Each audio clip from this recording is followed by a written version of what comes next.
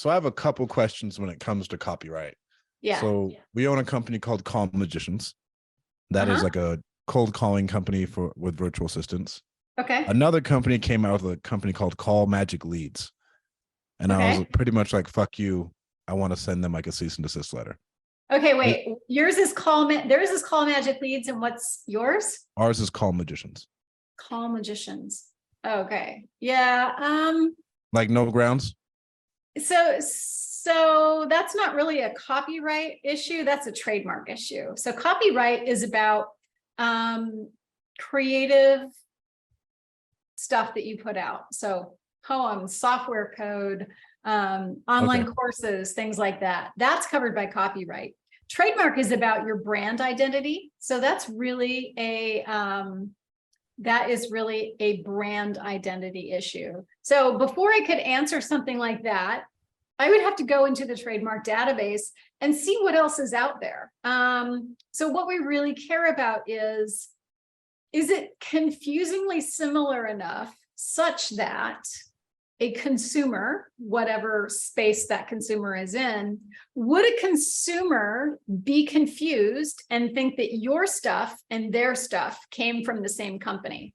If the answer is yes, then it's trademark infringement. If the answer is no, it's not trademark infringement. So like if people were calling you thinking that you were them, that would be evidence of consumer confusion. But I mean, absent something like that, I mean, you can write them a cease and desist letter, but, sometimes this whole issue of what's confusingly similar can be hard to put your finger on, right? Because there's a lot of factors that go into that, but there's no bright line test because every mark is different, right? So there's no bright line test where we say, oh, if it does this, then it's trademark infringement. And if it doesn't do that, then it's not trademark infringement. It's kind of a soup, right? I call it the soup. There's a lot of factors involved, including, are there other people using things that are similar such that the consumers are used to discerning very carefully who is who, right? Like we have that all the time in the wine and beer and liquor space. There are lots of liquors that use trademarks that are pretty similar, but consumers are used to that in that space. And so they're very careful to select the brand that they want because they know exactly what they want. They know what it looks like. It may also have a distinctive label that distinguishes it from other people's, goods and services. So there's a lot of factors that go into that. And people ask me things like this all the time. Well, is it infringing? And my answer is, not surprisingly, it depends, right? Like, it's not one of those things that I can just answer. It's not close enough where I would say, oh yeah, like if it's exactly the same, well, shoot, that's easy, right? It's exactly the same. Of course it infringes. We should send them a cease and desist letter. But if it's not exactly the same, we have to kind of drill down on it a little bit more and say, okay, what else? What are the factors here that we really need to pay attention to? Okay.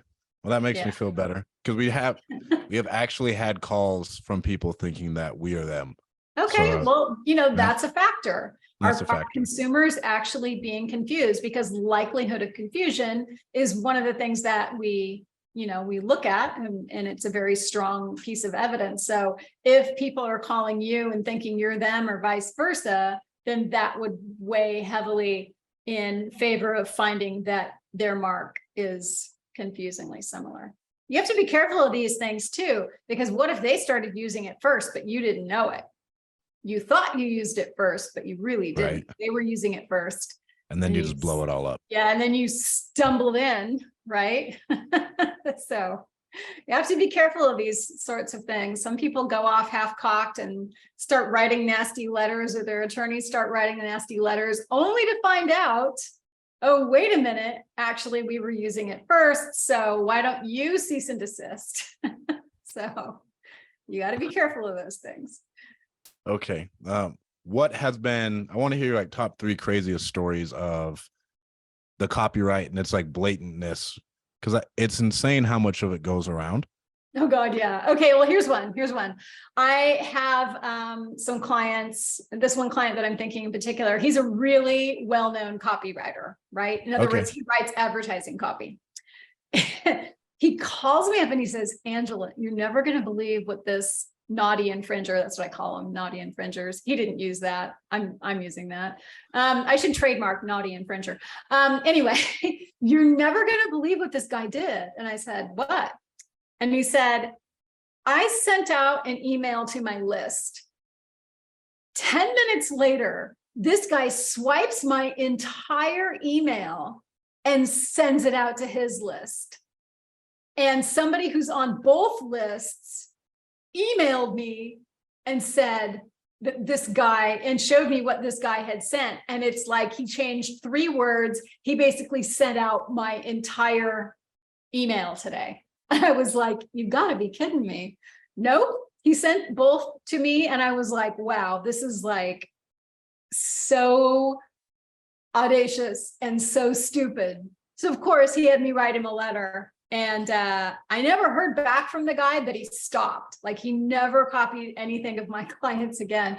And my client put the letter, a copy of the letter on his website and said, basically, if you copy my stuff, you're going to get a letter like this from my attorney. And if you do it again, I will sue you. So now I refer to that letter as the heads on pikes letter, right? You know what I mean? So yeah. In order to deter the marauders from coming into your city, you cut the heads off of the previous group of marauders, you stick them on pikes, and then you line them up on the way into the city, right? So that the new marauders know what's going to await them should they dare to enter the city with ill intentions, right? So the heads on pikes letter. So how was he trying to send like affiliate traffic? What was he just trying to, what was he doing? He was just sending a letter to his email list. You know, I don't remember the exact nature of the letter, but this guy like copied the whole thing. And so at what point is a gray area? And I think we talked about this because I was like, I will take in a bunch of different people's copy and I'll go over it, learn from it, and then we'll write something similar. You can write something similar. Inspiration is fine. Copying is not fine, right? So sometimes people call me and they go, so-and-so copied my stuff. And I'll go, okay, let me see. So what so-and-so did was they copied the basic structure, like the intro does this, the next paragraph does that, and then the final paragraph goes into the conclusion and the offer, right? As long as you're not copying the words on the paper, it's inspiration and not copying, right? So if I want to write a book, or a screenplay about a guy who is kind of thought of being a little bit dumb as a kid, and then he goes and he serves in the military, and then he comes back and he starts a lucrative fishing business, right? Now that's kind of like the outline for the screenplay of Forrest Gump, right? The story of Forrest Gump, but it's not Forrest Gump. Yeah. Right. Like I can have that same outline if I want to, but I better not make the characters the same, and I better not copy. Right. So there's inspiration and then there's copying. And, it's always on a case by case basis. Like I said earlier, it's always a sort of, it depends thing. These are guidelines.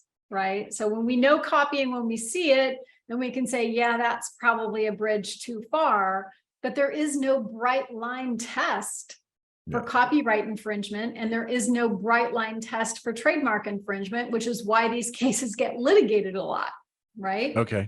So, you look at it and you say, well, what really happened here? Did somebody use this for inspiration, or did they swipe the whole darn thing, change 3 words, and immediately send it out to their list, right? I mean, if it goes out 10 minutes later, it's probably more likely to be copying than inspiration. right? Because inspiration, writing from inspiration takes time. It takes thought, it takes effort. Swiping and copying does not.